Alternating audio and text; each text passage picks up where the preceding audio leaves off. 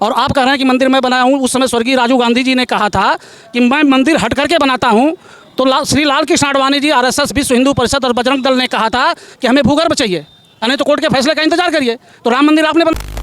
अगर भारत ही कहना था तो भारत आज से थोड़ी है। भारत तो राजा दुष्यंत के ज़माने से भारत है। राजा तो समाज के अंदर जितनी बड़ी वैमनस्यता अगर किसी ने फैलाई है तो वह भाजपा ने फैलाई है। हिंदू मुस्लिम को अलग कर दिया, सूर्य समाज को अलग कर दिया। ना हम एक दूसरे के घर जा। दादा आपकी राय क्या है? किस पे? 2024 में इंडिया या एनडीए? इंडिया। इंडिया यानी महागठबंधन। बिल्कुल। महागठबंधन को तो बीजेपी वाले महागठबंधन बता रहे हैं। एक बात आप मुझे बताइए, 26 पार्टी के साथ में इंडिया का गठबंधन है, वो महागठबंधन फेल है। और जो 38 पार्टी लेके एनडीए बनाए वो क्या है? भाजपा 38 पार्टी के साथ में एनडीए है, जिसमें मुक्ति नागा मोर्चा के साथ में पूरे अलगाववादी पार्टियां जितनी वो सब भाजपा के साथ हैं। वह दूध की धुली हुई हैं। और जो इंडिया का गठबंधन बना है वो देशद्रोही हो रहा है। तो बीजेपी वालों का ये कहना है सीधा सीधा कि जितने भी चोर थे सब लोग इसमें महागठबंधन में शामिल हैं। बिल्कुल सही कह रहे हैं, बिल्कुल सही कह रहे हैं। जितने चोर थे, जितने चोर थे, जितने बेईमान थे, वो जाकर के भाजपा में शामिल होने के बाद में भाजपा के वॉशिंग मशीन से धुल करके एकदम फ्रेश हो गए हैं। इन लोगों का एक बहुत बड़ा दावा है कि हमने राम मंदिर बना दिया, मथुरा में भी कृष्ण मंदिर बनाएंगे। बिल्कुल कह रहे हैं। आपको याद होगा 1986 में वीर Bahadur Singh chief minister of Uttar Pradesh के शासनकाल में विवादित ढांचे का ताला खुला था। उस समय कांग्रेस की सरकार थी।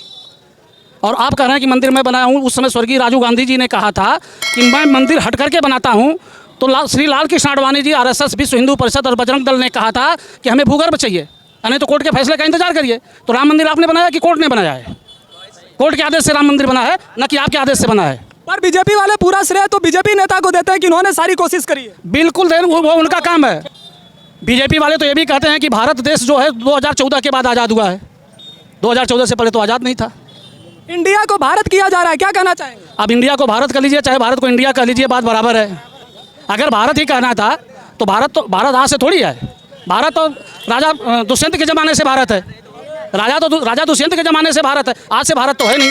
बीजेपी वालों का सीधा सीधा आरोप है कि बाकी की जितनी पार्टियां हैं वो हिंदू और मुस्लिम के वोट बैंक पर राजनीति करती हैं। बिल्कुल नहीं करती। आप हमको एक बात बताइए, 2000 अटल बिहारी वाजपेयी जी का जब पहली बार शासनकाल बना था, उसके बाद में समाज के अंदर जितनी बड़ी वैमनस्यता अगर किसी ने फैलाई है तो वह भाजपा ने फैलाई है। हिंदू मुस्लिम को अलग कर दिया, सूर्य समाज को अलग कर दिया।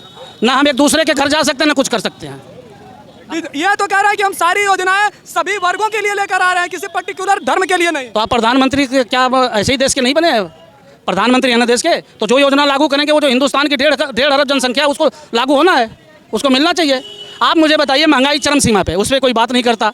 बेरोजगारी है, भ्रष्टाचार अपने संलिप्त है, बलात्कार हो रहे हैं, मणिपुर सामने उदाहरण है। फिर भी आप अगर पूरे पत्रकार मीडिया भाई अगर भारत का चौथा स्तंभ अगर मोदी का गुणगान कर रहा है तो उसमें मैं क्या कर सकता हूँ? मैं कुछ भी नहीं कर सकता। देखिए, मीडिया उनका गुणगान नहीं कर रही, हम सिर्फ जनता की राय जनता तक पहुँचाने का काम कर रहे हैं। बिल्कुल जनता की राय है, तो जनता की राय यह है कि आप बताइए कौन मीडिया गुणगान नहीं करता है? हिंदुस्तान के पहले प्रधानमंत्री जी हैं जिन्होंने कि 10 साल के शासनकाल में कोई अगर प्रेस कॉन्फ्रेंस किए हो तो बताइए।